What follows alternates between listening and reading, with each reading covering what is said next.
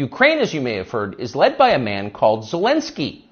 And we can say for a dead certain fact that he was not involved. He couldn't have been. Zelensky is too decent for terrorism. Now, you see him on television, and it's true you might form a different impression. Sweaty and rat-like, a comedian turned oligarch, a persecutor of Christians, a friend of BlackRock. But don't believe your own eyes.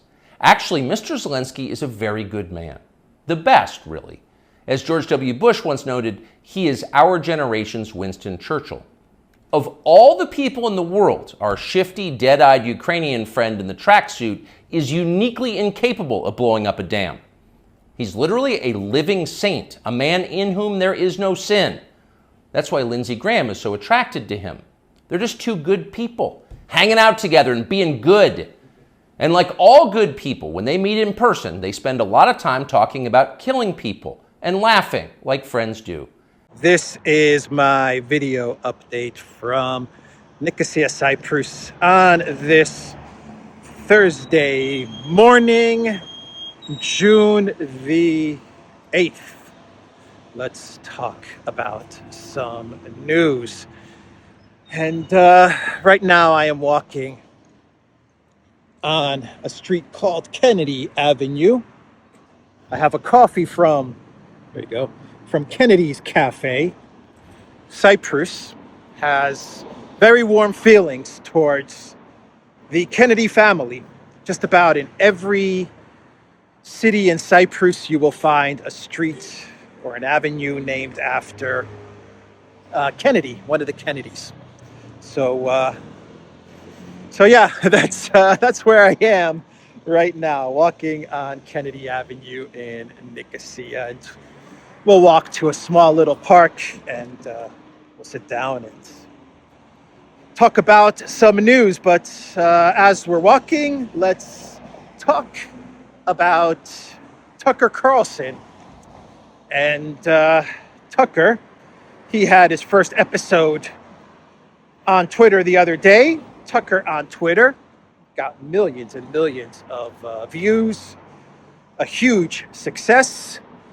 But Axios is now reporting that Fox News is trying to shut Tucker down. That is what Axios is reporting. Fox News is saying that Tucker is in breach of his contract, and Tucker is not allowed to do shows on other TV channels, on cable, streaming services, social media.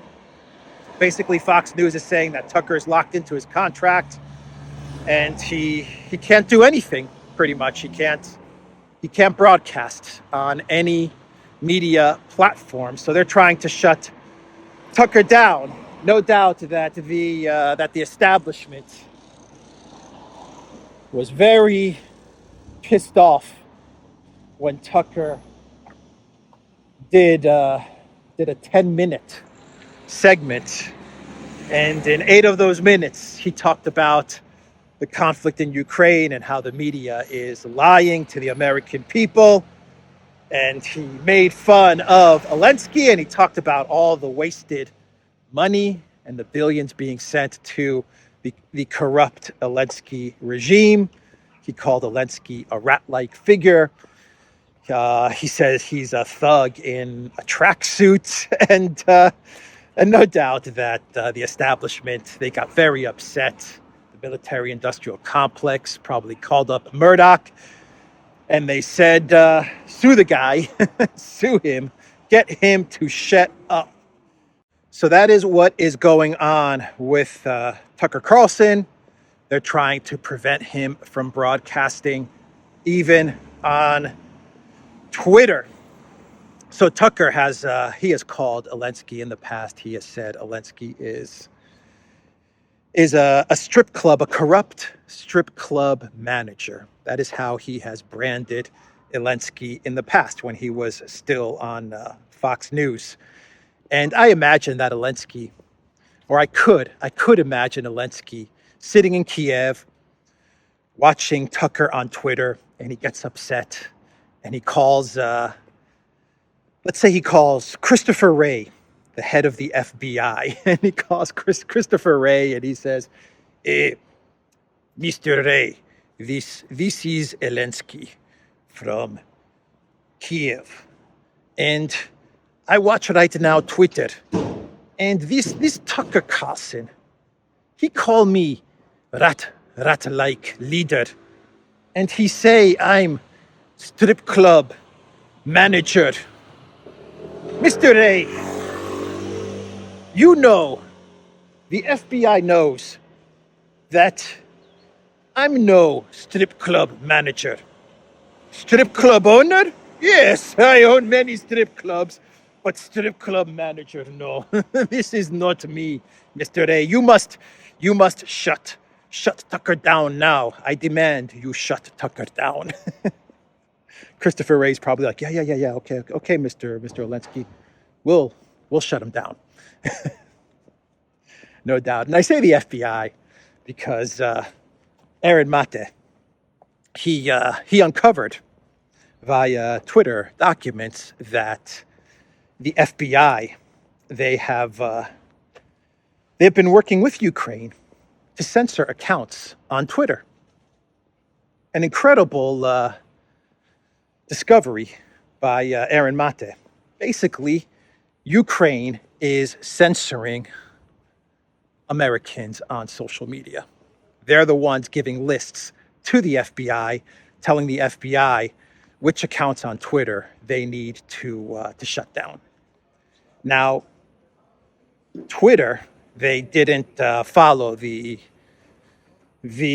orders, the recommendations from the FBI to shut down various accounts on the list, though Twitter did at the time. This is before Musk, pre-Musk.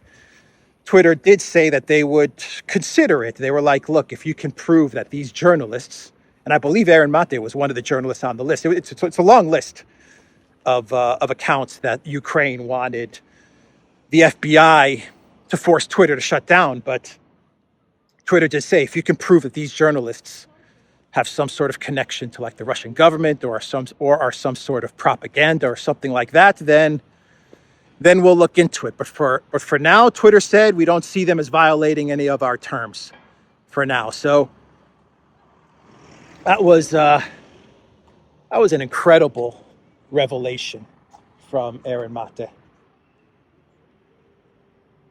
So let's grab a seat here. Let's discuss the conflict in Ukraine. And yesterday we had more of the big offensive, the big summer, spring, fall, winter offensive. And Ukraine was basically attacking across the entire front line. And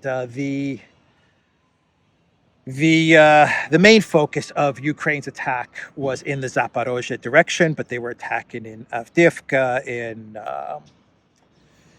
Artyomovsk. They were trying more incursions into Belgorod, but the big battle, like the really big battle from yesterday, was another attempt by the Ukraine military to break through Zaporozhye in an area, a region known as Orekhov. And from what I understand, these were huge battles, big tank battles as well. Ukraine committed a huge military force and a lot of equipment, a lot of tanks in this direction to try and break through. And the latest reports that I've received, and this was fighting that was going on all night, the latest reports that we are getting is that the Ukraine military suffered huge losses and they were repelled. They failed. There are some accounts which claim that Ukraine was launching attacks in 5 different directions in this Orekhov area. And in one of those directions, they managed to gain a little bit of ground, like just a small, tiny foothold that they're trying to build upon. But in general, the overall analysis and summary of what happened yesterday in fighting in Orakov was that this was a massive failure and that Ukraine suffered huge, huge losses. So the strategy of Ukraine is as I've been saying in many videos, which is that they're not announcing a big counteroffensive that offends me and offends you and offends everybody, counter to their feelings. It's still offensive.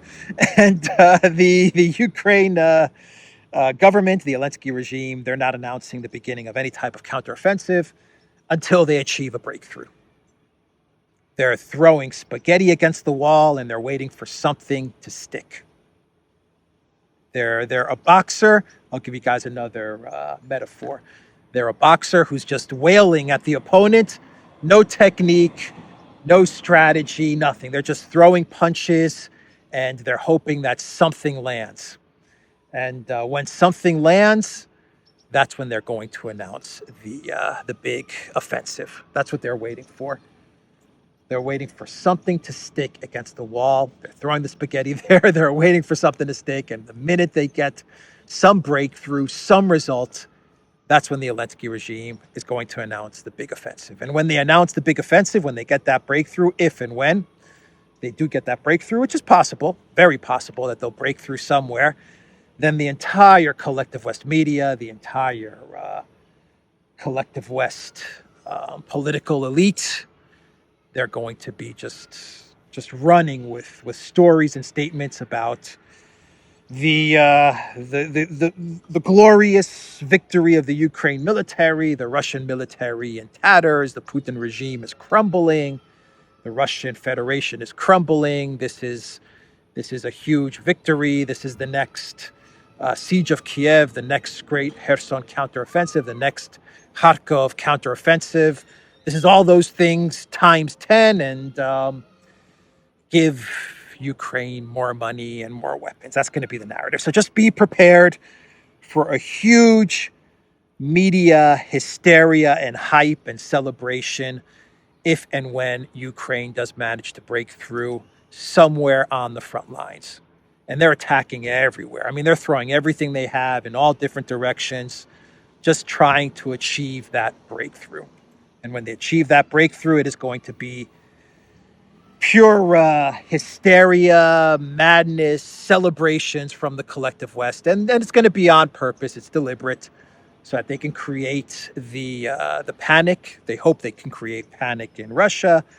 They hope they can create the dynamics for collective West leaders and governments to then give more money and more weapons to Ukraine, and that's basically the media plan when and if they achieve a breakthrough.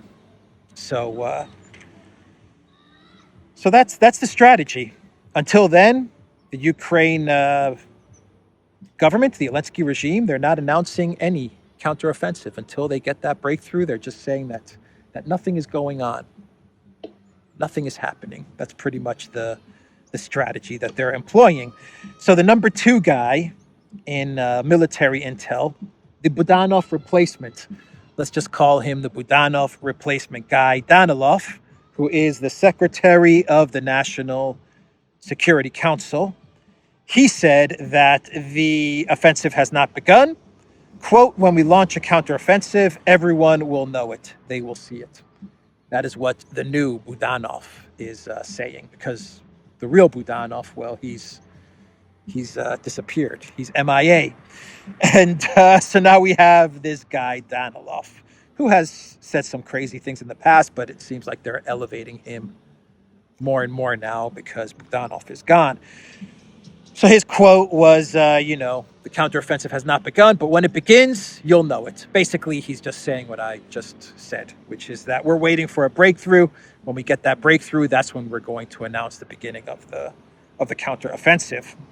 And Danilov, he also said in a statement that Crimeans are going to suffer because of the dam explosion.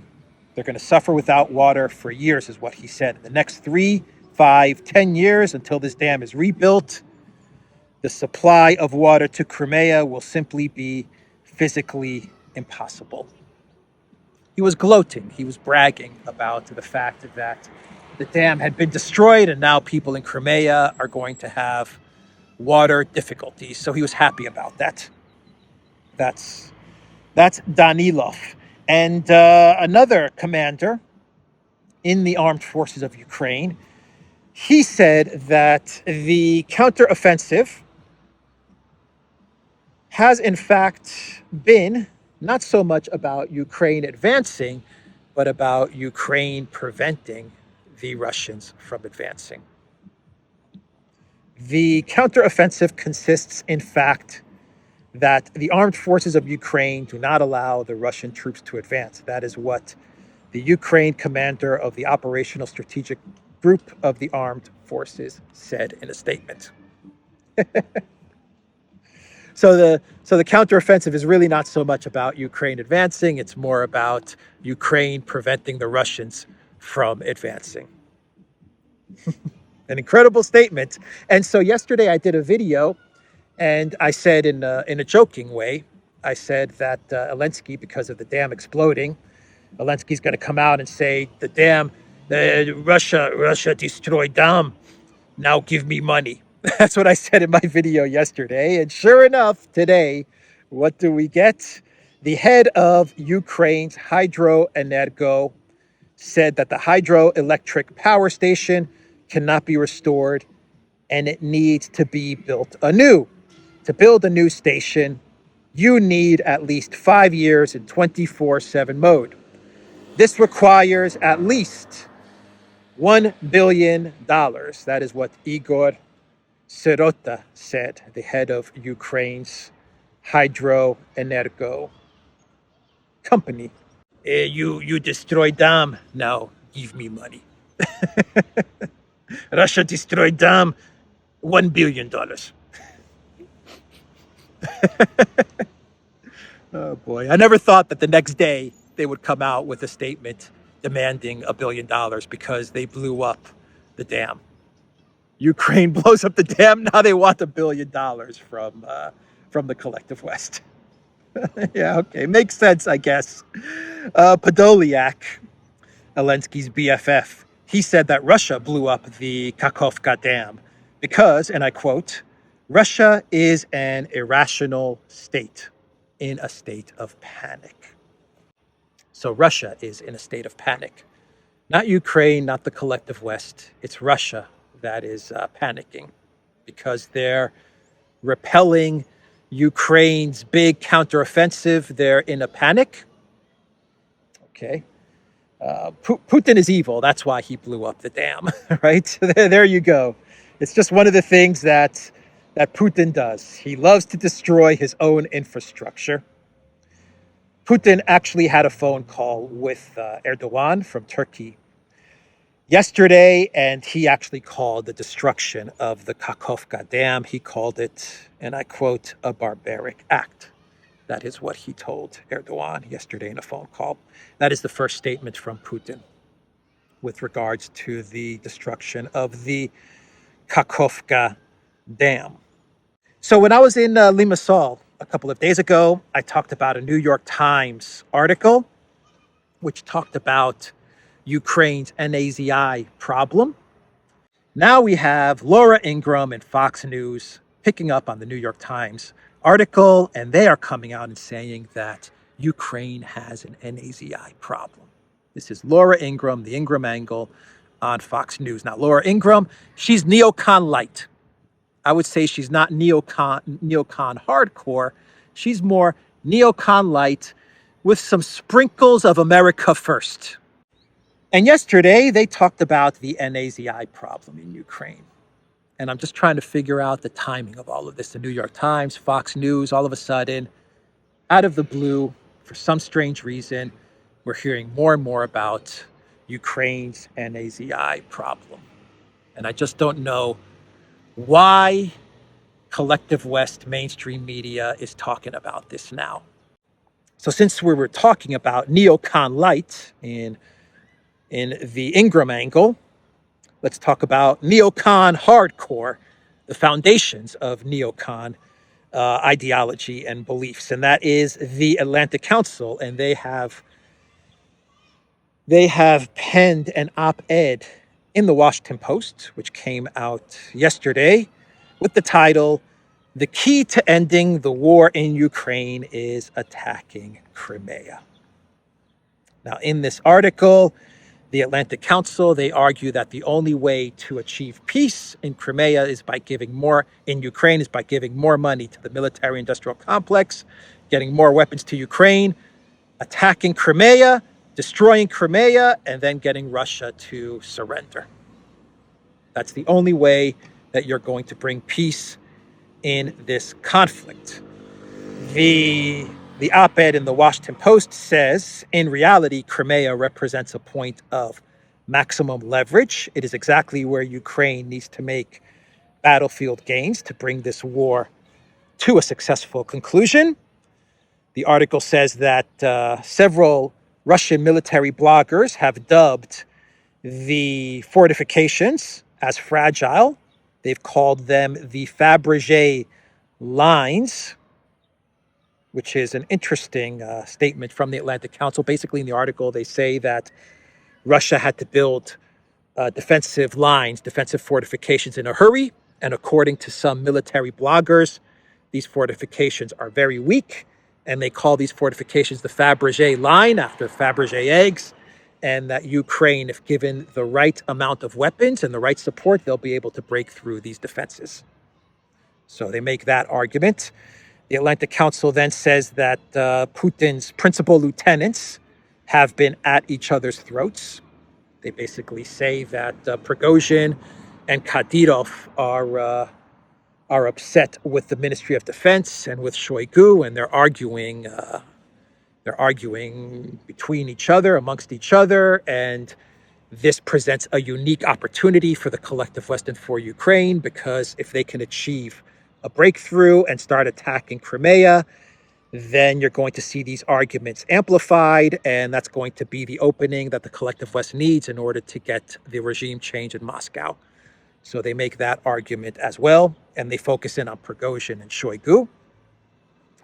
And then the article talks about how the Russian military is in tatters, and the Russian military has not been able to adapt to this type of conflict, this war of attrition. The Russian military is very poor at it, while the Ukraine military is awesome at it.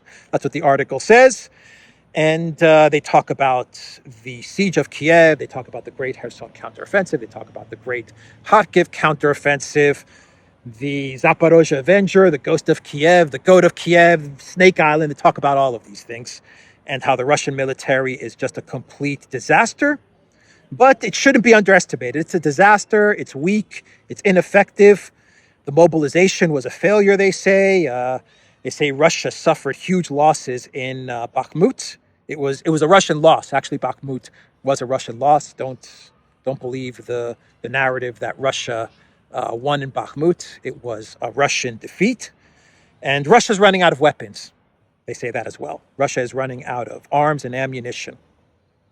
And the sanctions are working. The Russian economy is in tatters, even though the World Bank yesterday said that Russia is going to return to growth.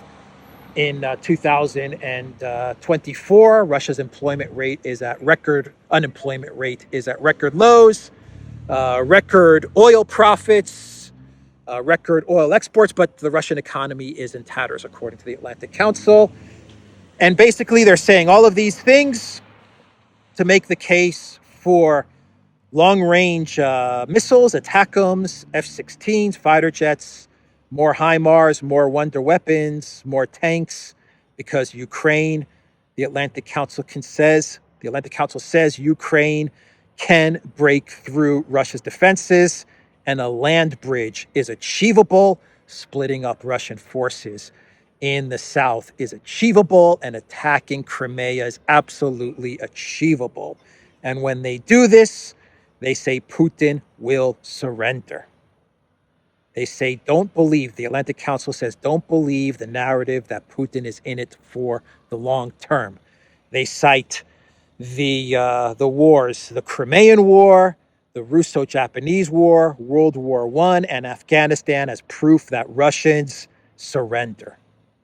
That when faced with a tough opponent, they say, Russians buckle, they surrender.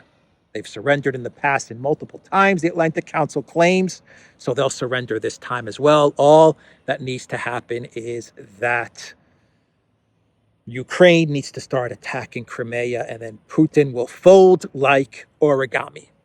That's basically what the Atlantic Council is arguing. And in order to do that, we need to give more money to the military-industrial complex and get more weapons to Ukraine. That's the article. That is what the Atlantic Council is arguing. You know, the whole narrative about the land bridge and attacking Crimea, let's just say, let's go with this for a sec. Let's say that, Ukraine all of a sudden has all of these weapons. They don't have weapons problems. The collective West can, for some magical thing happened. Now the collective West can make millions and millions of shells and missiles and weapons and tanks, and they hand them all over to Ukraine. And Ukraine achieves this breakthrough, and they start attacking Crimea. They start pummeling Crimea. Let's just say, let's go down this hypothetical magic fantasy land. But what about the other side? What about Russia? If this actually were to happen, why not start analyzing what Russia would do in that case? Why do you automatically assume that Putin is just going to say, that's it, it's over, everybody, we surrender, that's it, it's over, overthrow me, I'm done, take me to The Hague.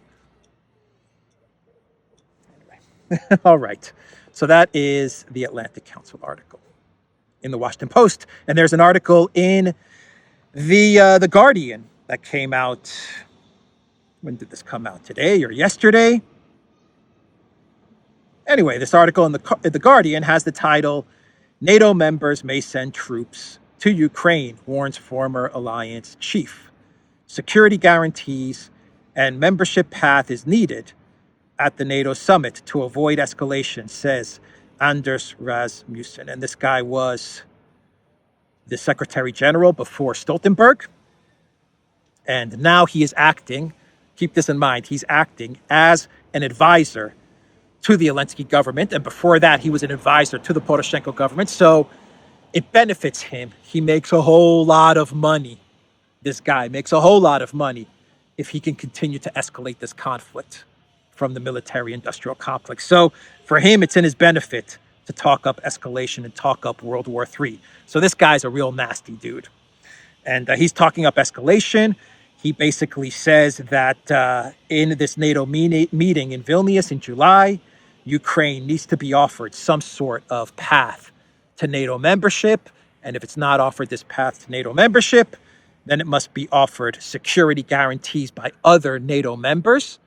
And in this instance, he says that those countries that can sign security guarantee deals with Ukraine could be Poland, the Baltic nations, I think it's called the Bucharest Nine, Romania, and other countries in Eastern Europe. These are the countries that if NATO membership isn't extended to Ukraine, they can sign bilateral security guarantee deals with the Zelensky regime. If NATO cannot agree to a clear path forward for Ukraine, there is a clear possibility that some countries individually might take action. And he basically says that these countries can then move into Ukraine, boots on the ground. So we're starting to finally get very high-level officials, one-time NATO secretary generals. We're finally starting to get them to admit that the next escalation, because every other wonder weapon has failed, the next escalation is NATO boots on the ground. And if it can't be NATO, then let's have it be NATO countries who have signed deals with Ukraine. And basically his argument is that if a country like, say, Poland or Romania, the Baltic nations, if they are invited by Ukraine, then according to international law, this is legal. And he's right. In that instance, he's right. If Ukraine were to invite, let's say, Poland to enter the conflict, and Poland accepted, that's the key, Poland has to accept, then okay, they're being invited into this conflict. The same thing that happened in Syria, but in the case of Syria, the Assad government, they invited Iran and Russia. In that instance, the collective West said that this is unacceptable. It's unacceptable. But now, in Ukraine's case, it's acceptable. I just wanted to point out the hypocrisy. But that's what he's saying. He is saying that if Ukraine does not get a pathway into NATO, then say Latvia, Lithuania, Estonia, Poland, Romania, Slovakia, Czech Republic, what they need to do is they need to sign security deals with Ukraine. So Czech Republic needs to sign a security deal, security guarantee with Ukraine. Ukraine then invites the Czech Republic to enter the war. The Czech Republic says yes. The Czech Republic then sends their military into Ukraine and they start to fight Russia. There you have it. Now, we've said on the Duran, we've said on this channel many times, many times, going months back, that once they exhaust all of their wonder weapons, tanks, Leopards, HIMARS, javelins, javelinas, drones, stingers, all of these things, once they exhaust all of these things, the only wonder weapon that's left, and we've said this on the Duran, is NATO troops in one form or another, NATO boots on the ground. And eventually, if they can get Czech Republic and Slovakia and Romania and Poland and the Baltic nations, if they can get them to put their boots on the ground in Ukraine, not as a part of NATO, but in the form of security guarantees, security deals, the hope is that eventually you'll get the USA. Maybe the UK will sign a security deal. Eventually, you'll get the US boots on the ground. And then what's going to happen, in my opinion, is Russia is going to destroy these forces. Russia's going to destroy these forces. That's why Russia is holding back. That's why Russia is only using about 10% of their military strength in Ukraine. That's why this is a special military operation. The Russian government doesn't want this to escalate, but they're basically saying right now it's an SMO. Right now we're using 10% of all our power because we're hoping it doesn't get there. But if it does, and if you guys decide to take the ultimate step in escalation, the last wonder weapon, well, the next to last before you get to nuclear weapons, the next to last wonder weapon, which is NATO boots in Ukraine in one form or another, not NATO, not Article 5 stuff, not NATO involvement, but security deal involvement, well, then we're gonna escalate in kind, and it's going to be devastating.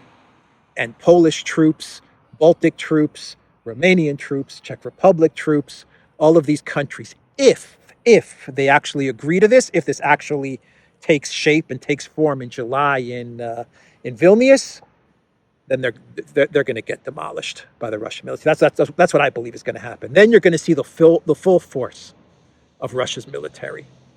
My guess. That would be my guess. I hope this doesn't happen. I think that in July, NATO is going to have a decision to make. The reality is that Ukraine is losing, Ukraine is lost. The escalations have failed, the wonder weapons has failed, the counterattack, even if you get some sort of breakthrough, it's still going to fail. This counteroffensive, and NATO's going to have to make a decision. Do we find an off-ramp and try to package it as some sort of victory or some sort of negotiation that we can sell to our public that doesn't paint this as another type of Afghanistan withdrawal disaster? Can we do that and get out of this Ukraine debacle?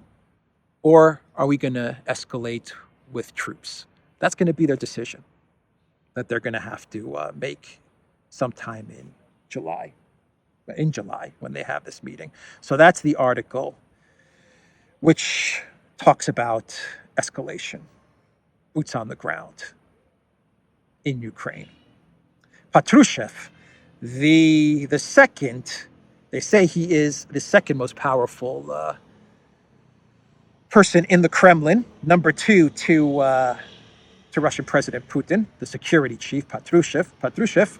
He said that Russia seeks to replace Ukraine's NAZI regime, and it's going to be the only way to create some sort of stability and peace in the region. During a meeting with his Belarusian counterpart, Alexander Volvovich, on Wednesday, Patrushev insisted that Kiev's Nazi regime, which was invented by Washington and London, must be replaced. He also said that Ukraine must be made into a neutral state, noting that the ongoing crisis in the country is not beneficial to anyone except Washington. Once again, we have been saying this on the Duran for a couple of weeks. We actually did a show talking about the policy shift when Putin said that Ukraine is a territory. He said something like the territory known as Ukraine. The minute he said that, we noted that this is a significant statement from Putin, and the Russian government is now looking at a regime change in Ukraine. And now we have Patrushev coming out and saying it as well. Medvedev also said this in a statement he posted on Twitter. He said that after the failure of the big counteroffensive from Ukraine, when this counteroffensive fails, Medvedev said, and I quote, "Russia's mission is to first stop the enemy and then to start the offensive so as to not only liberate Russian lands and protect our people, but to totally subvert the NAZI regime in Kiev." So Putin said it, Medvedev is saying it, Patrushev is saying it, Peskov, I believe, said it. I think Lavrov might have said it. The policy in Russia now is removal of the Zelensky government. This is why Zelensky is going to be traveling a whole lot. He's going to be traveling a whole lot outside of Kiev. Budanov is missing. Zaluzhny missing. Zelensky traveling all the time. Something is going on. Something is going on, and we're going to have this big NATO meeting in Vilnius, Lithuania, in July. They're talking about NATO boots on the ground. They're talking about security guarantees. All of a sudden, you're getting stories about Ukraine's NAZI problems. Something is happening. Something big is happening. Either we're getting an off-ramp or we're getting a huge escalation. God forbid. Let's do a clown world and we will wrap this video up. Clown world from Brazil. And Annalena Baerbock, she was in Brazil, the foreign minister of Germany, and she gave a speech while visiting Brazil. And she said that Brazilians are more concerned with the price of beans than with Ukraine. Who's a worse foreign minister? Is Annalena the worst foreign minister in the world, or is Anthony Blinken the worst foreign minister in the world? Please let me know in the comments down below. Who is the worst foreign minister in the entire world? I have to put these two up there as 1 and 2. They're number 1 and they're number 2. Now, I don't know who's number 1. I don't know who's number 2. Is it 360 degrees Baerbock? Or is it Russia is the second most powerful military in Ukraine, Blinken? Who is it? My vote, it has to be with Baerbock. I'm just thinking about all the statements that she's made. We're at war with Russia, 360 degrees, Brazilians. Why do Brazilians care about putting food on the table? Brazilians should be sending money to Ukraine. Forget about food. Forget about beans. That's what she said. Brazilians are more concerned with the price of beans than with Ukraine. Oh boy. Oh boy. All right, I'll leave the video there. I think this has been another long video. Anyway, so much news to talk about. TheDuran.locals.com. We are on Rumble, ODYSEE, BitChute, Telegram, Rockfin, and look for us on Instagram.